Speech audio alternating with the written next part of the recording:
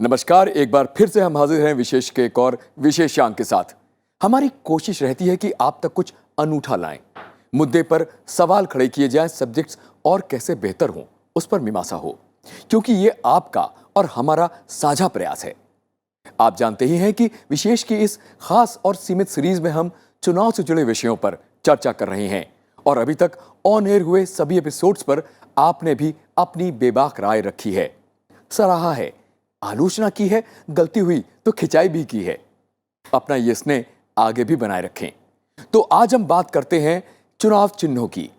ये कैसे जन्मे, लोकतांत्रिक व्यवस्था में इनकी कितनी अहमियत होती है और खास बात, क्या वोटर इनसे जुड़ाव रखता है। शुरुआत 1951 से करते हैं। इसी बरस स्वतंत्र भारत का पहला सेंसस छपा था, जिसमें देश की साक्षरता दर करीब 18% बताई गई थी। यानी पहले चुनाव में भाग लेने वाले तकरीबन 82% भारतीय निरक्षर थे और मतपत्र नहीं पढ़ सकते थे। समस्या विकट थी। हमारी constituent assembly universal adult suffrage यानी सार्वभौमिक वयस्क मताधिकार पर अपनी राय दे चुकी थी। यानी यह तय हुआ था कि 21 बरस और ज्यादा के नागरिक पहले आम चुनाव में वोट डाल सकेंगे। पर आदर्श और व्यवहार के बीच बड़ी खाई थी। ऐसी स्थिति में चुनाव आयोग को कुछ नया करना था, जो आगे चल के रवायत भी बन सके। क्या किया था उसने, चलिए जानते हैं।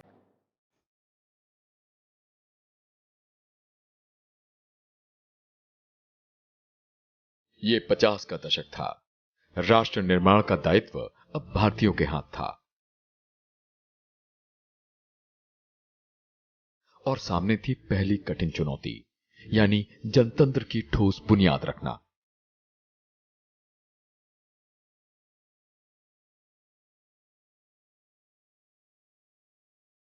इस बुनियाद के पत्थर आम चुनाव होने जा रहे थे, जिनका निष्पक्ष और भयमुक्त होना पहली शर्त थी।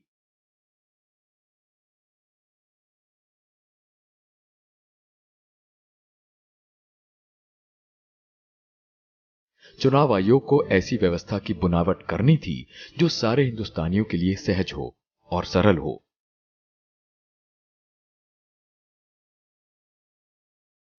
समस्या थी वोटरों की बड़ी तादाद का निरक्षर होना और हल था एक ऐसे मतपत्र को डिजाइन करना जिसे पढ़ने या लिखने की आवश्यकता ना हो और यह केवल ग्राफिक प्रतीकों के साथ ही हो सकता था।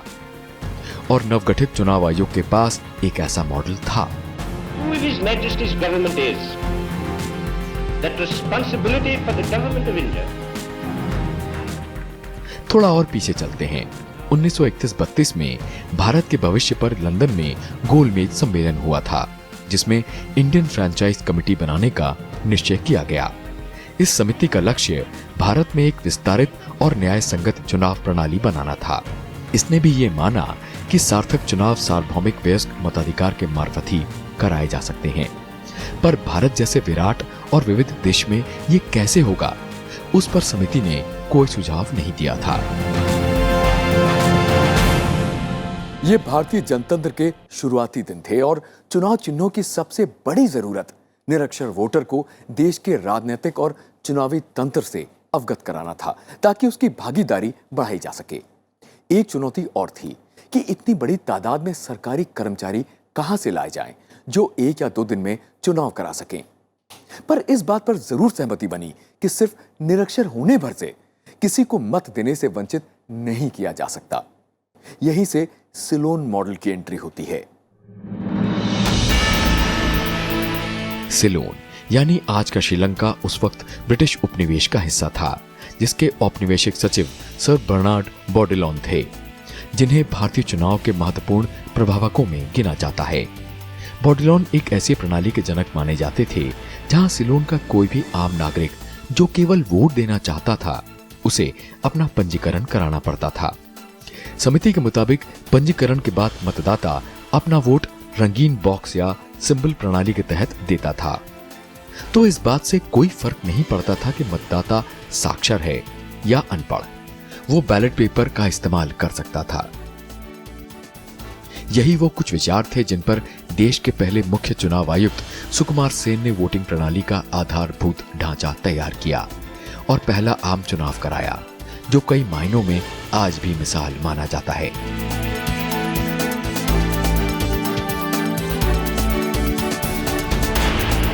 इस चुनाव की बानगी ये थी कि इसे देखने और समझने टर्की और इंडोनेशिया से भी ऑब्जर्वर्स आए।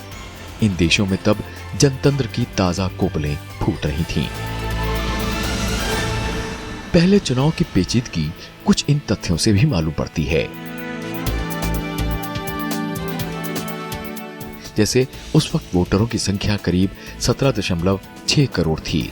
लगभग 83% भारतीय वोटर अशिक्षित थे, जबकि सिलोन में यह संख्या 50% थी।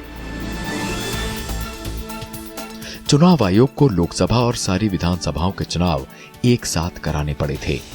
कुछ SC/ST सीट से 2 सदस्य भी चुने गए थे।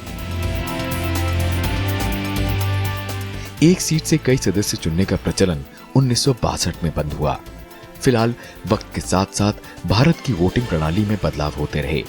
सिलोन में जहां तवज्जो अशिक्षित वोटर के लिए तंत्र को लगातार सरल बनाने पर थी, वहीं भारत में सारे चुनाव चिन्ह एक बैलेट पेपर पर छपने के बजाय बैलेट बॉक्सेस पर रखे जाने लगे, जो प्रत्येक उम्मीदवार को अलॉट किए जाते थे।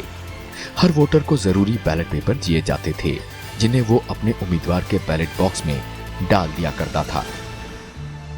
यही वजह थी कि पहले चुनाव में 20 लाख बैलेट बॉक्सेस की जरूरत पड़ी और जिन्हें बनाने में तकरीबन 8,200 टन स्टील का इस्तेमाल हुआ था। ये वो दौर था जब राजनेताओं को चुनाव चिन्हों की महत्ता का एहसास हो चला था। इससे पहले जुलाई 1951 में चुनाव आयोग ने राजनीतिक पार्टियों की मीटिंग बुलाई थी। एजेंडा था चुनाव चिन्हों का आवंटन करना, पर पहली ही मीटिंग में पार्टियों में मतभेद खड़े हो गए। मीटिंग में Congress, socialist, communist and peasant and workers parties मौजूद थीं और सभी ने हल चुनाव चिन्ह पर अपना दावा जताया था। बात यहां तक बढ़ गई कि चुनाव आयोग को इस चुनाव चिन्ह को फ्रीज करना पड़ा था। फिलहाल 1951 के आम चुनाव में 14 राष्ट्रीय दल थे जिनको चुनाव आयोग ने प्रतीक आवंटित किए थे। इनमें अखिल भारतीय जनसंघ को दीपक, बुल्शेविक पार्टी को स्टार, भारतीय कम्युनिस्ट पार्टी को मकई और एक तरांती, फॉरवर्ड ब्लॉक मार्क्सवादी ग्रुप को शेर, फॉरवर्ड ब्लॉक रुइकर ग्रुप को मानव हाथ, अखिल भारतीय हिंदू महासभा को घोड़ा और सवार, भारतीय राष्ट्रीय कांग्रेस को बैलों और हल्का जोड़ा, कृषिकार लोक पक्ष को अनाज साफ करता कृषक, किसान मजदूर प्रजा पार्टी को झोपड़ी, revolutionary communist party of India को ज्वलंत मशाल, अखिल भारतीय राम राज्य परिषद को उगता सूरज, क्रांतिकारी सोशलिस्ट पार्टी को कुदाल और स्टोकर, अखिल भारतीय अनुसूचित जाति महासंघ को हाथी और समाजवादी पार्टी को वृक्ष। आज हाथी चुनाव चिन्ह बहुजन समाज पार्टी के पास है और हाथ का पंजा कांग्रेस की पहचान है। अतीत में पंजा सबसे पहले फॉरवर्ड ब्लॉक के रुइकर गुट के पास था, पर चुनाव में इस गुट का प्रदर्शन खराब रहा और पार्टी के साथ साथ यह चुनाव चिन्ह भी हाशिए पर चला गया। यह पार्टी फिर जेबी कृपलानी की प्रजा सोशलिस्ट पार्टी में लूप हो गई और पंजा चुनाव चिन्ह चुनाव आयोग के पास रह गया। आपकी जानकारी के लिए बता दें कि चुनाव आयोग ने आरंभिक दौर में उन सभी राजनीतिक दलों को सारे देश में एक ही चुनाव चिन्ह इस्तेमाल करने की इजाजत दी थी जो अपने को राष्ट्रीय दल मानते थे, पर आज ये अनुमति सिर्फ उन्हीं दलों को है जो चुनाव में पड़े कुल वोटों का कम से कम 3% हासिल करते हैं।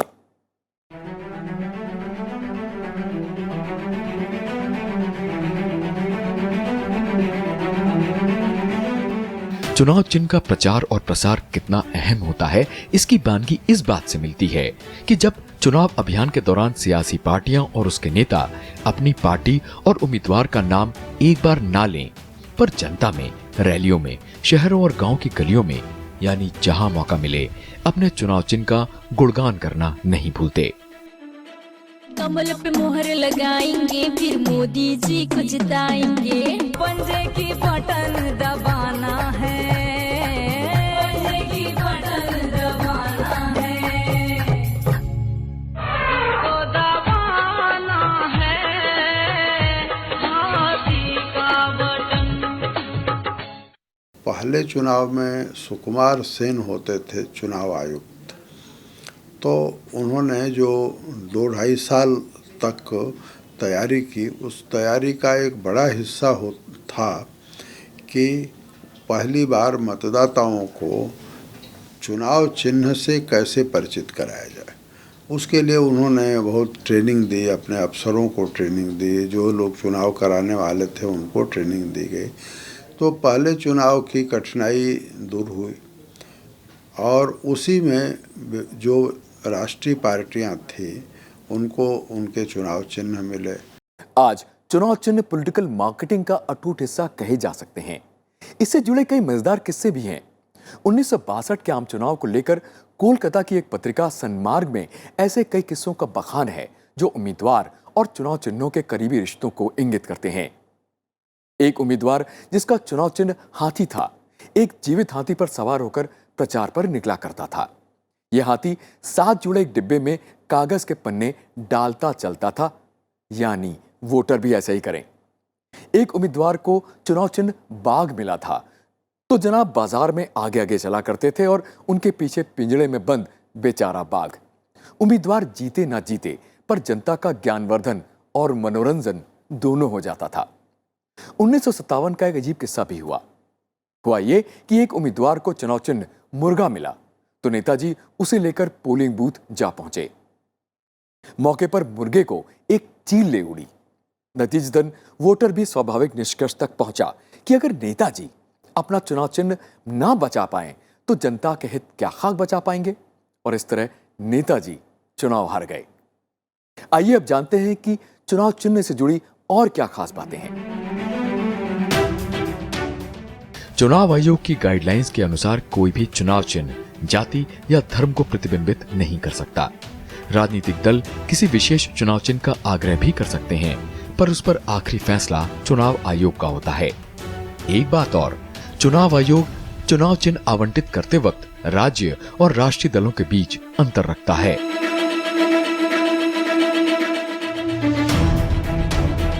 फिलहाल कुछ बरस पहले आए सुप्रीम कोर्ट के एक जजमेंट के मुताबिक चुनाव चिन्हों की उत्पत्ति के पीछे सीमित लक्ष्य था, पर वक्त के साथ साथ इसकी सार्थकता में जबरदस्त बढ़ोतरी दर्ज हुई। वजह साफ है, जनता एक विशेष चुनाव चिन्ह से एक खास पार्टी को जोड़कर देखने लगी थी। यह पहचान पार्टी के राजनीतिक, सामाजिक और आर्थिक धरातल को समाज से जोड़ती है और वोट देने के लिए प्रेरित करती है। अब मतदाता जो है वो, जैसे मान लीजिए आज प्रधानमंत्री नरेंद्र मोदी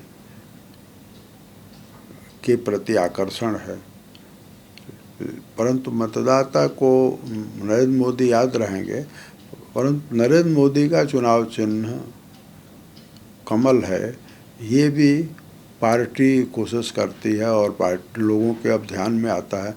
तो आज जो अवेयरनेस है, जागरूकता है, पिछले चुनावों की तुलना में वो बहुत ज़्यादा है और नई पार्टी बनते ही लोग चुनाव चिन्ह को पहचान लेते हैं। आज भी कुछ चुनाव चिन्हों के लिए होड़ लगी रहती है, तो आइए जानते हैं चुनाव चिन्हों से जुड़ी कुछ बातें। Election symbols reservation and allotment order 1968 के मुताबिक चुनाव आयोग चुनाव लड़ रहे उम्मीदवार को चुनाव चिन्ह अलॉट करता है। 1968 में हमारे एक सीसी आए, तो उन्होंने एक पूरा सिंबल्स ऑर्डर, जिसको बोलते हैं election symbols reservation and allotment order 1968, वो बनाया।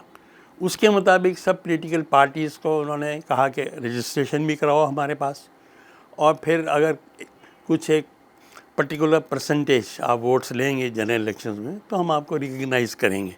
और रिकग्निशन का सबसे पहला बेनिफिट ये होगा कि अगर आप किसी स्टेट में रिकग्नाइज होंगे तो उस स्टेट में आपको एक सिंबल दे देंगे जो कि और किसी को नहीं दिया जाएगा।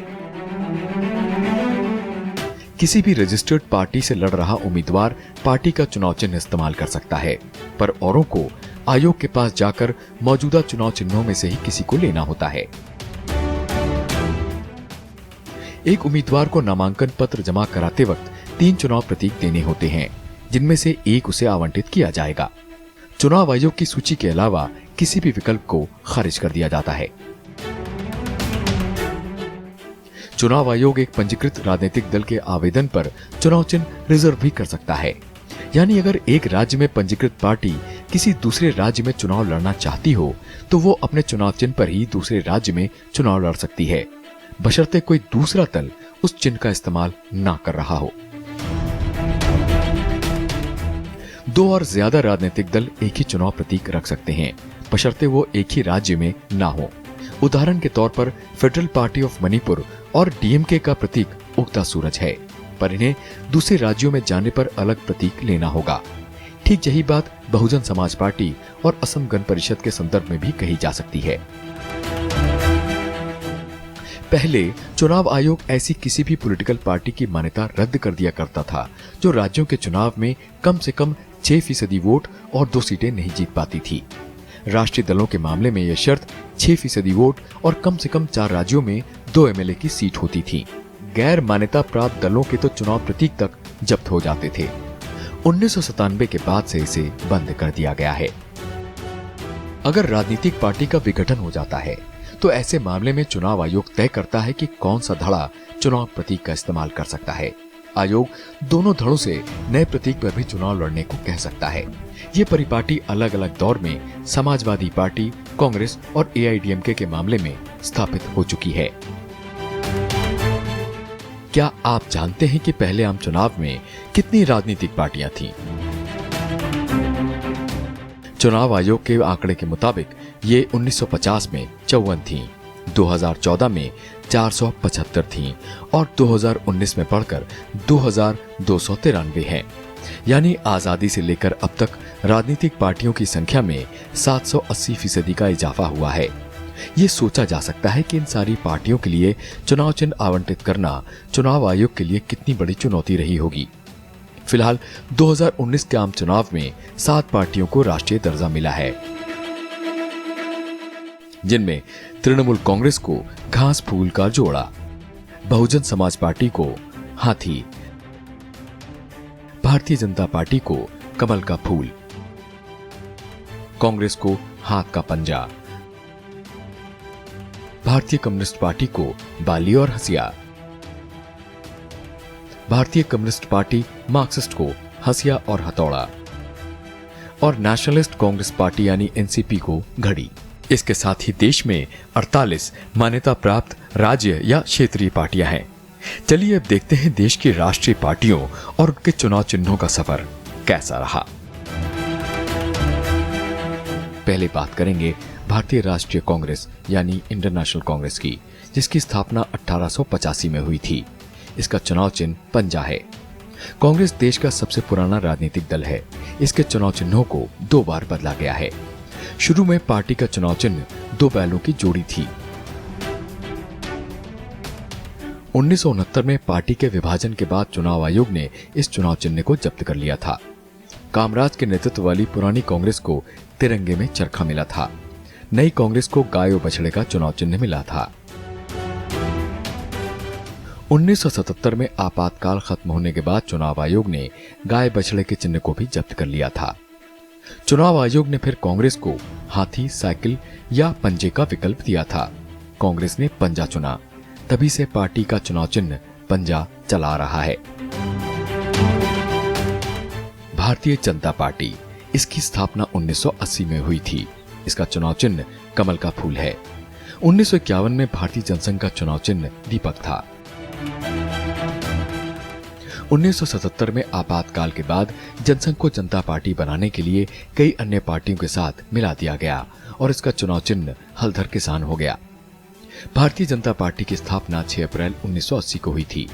भाजपा के संस्थापकों ने कमल को चुनाव चिन्ह के तौर पर इसलिए चुना क्योंकि उन्होंने इसे ब्रिटिश शासन के खिलाफ पहले भी इस्तेमाल किया था, जो कि राजनीतिक विचारधारा को सांस्कृतिक राष्ट्रवाद के रूप में वर्णित करता है।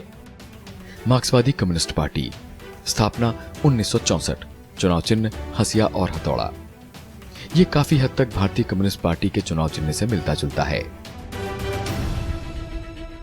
यह चुनाव चिन्ह पार्टी के किसानों और मजदूरों की तरफ के झुकाव को दर्शाता है। ये कृषि उपकरण और हथियार भी है। भारतीय कम्युनिस्ट पार्टी यानी सीपीआई, इसकी स्थापना 1925 में हुई थी और उसका चुनाव चिन्ह बाली और हसिया है। भारतीय कम्युनिस्ट पार्टी भारत का एक साम्यवादी दल है और 1952 से ही बाली हंसिया इसका चुनाव चिन्ह है। यह चुनाव चिन्ह आजाद भारत में सबसे पुराना है।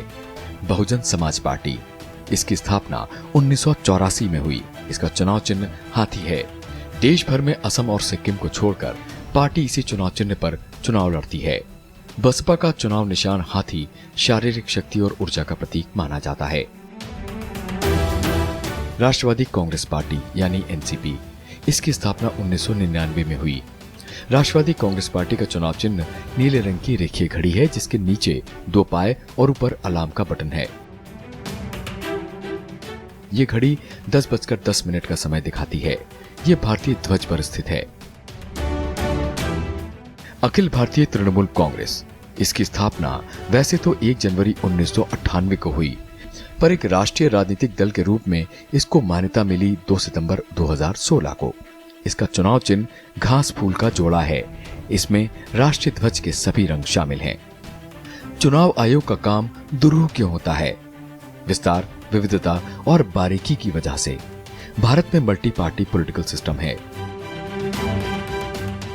अप्रैल 13, 2018 तक देश में 3 प्रकार की पार्टियां थीं, जिनमें राष्ट्रीय पार्टियां 7, राज्य पार्टियां 24 और पंजीकृत गैर मान्यता प्राप्त पार्टियां 2044 थीं।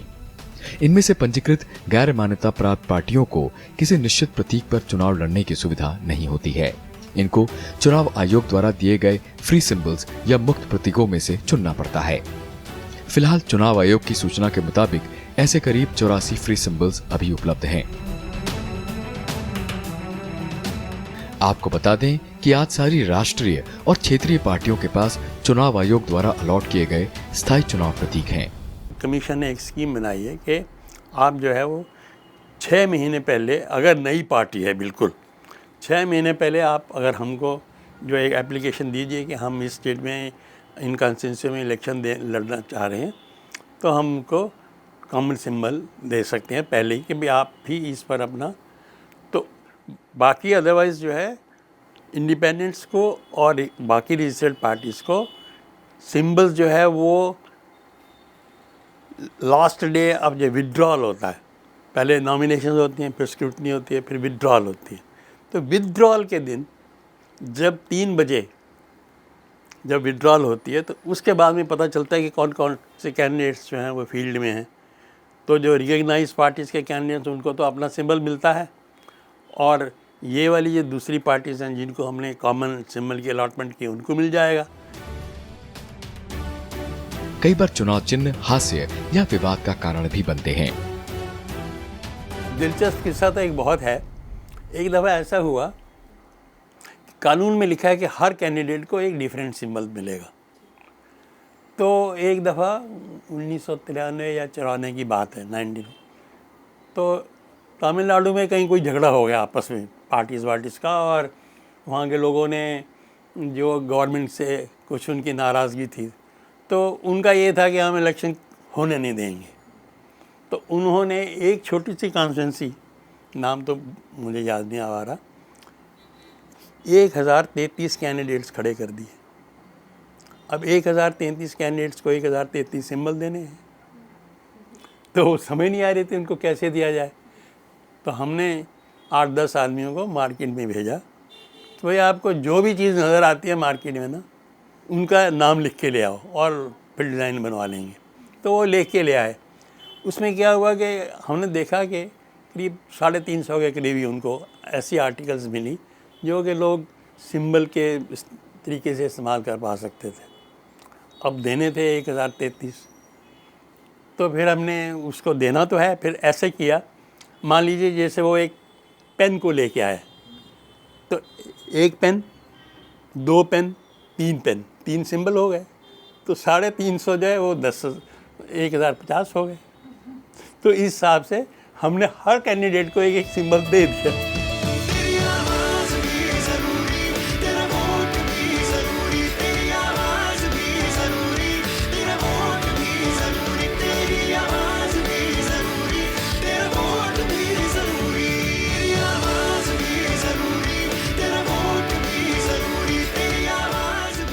मतदान करने ले जाए जा रहे बुजुर्ग, बुर्कों में महिलाएं,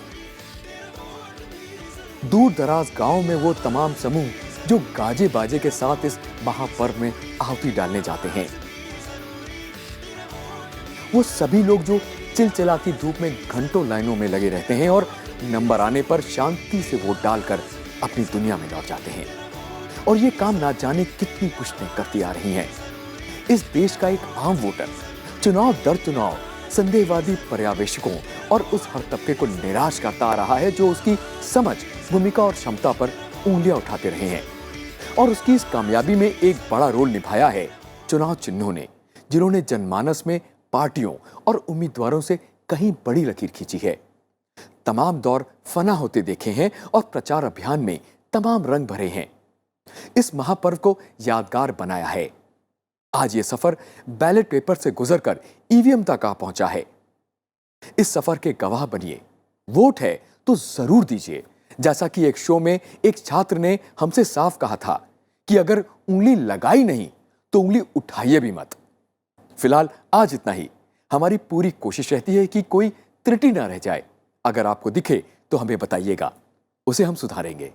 तो जल्द मिलते हैं एक नए सब्जेक्ट के साथ। तब तक सारी टीम की तरफ से नमस्कार।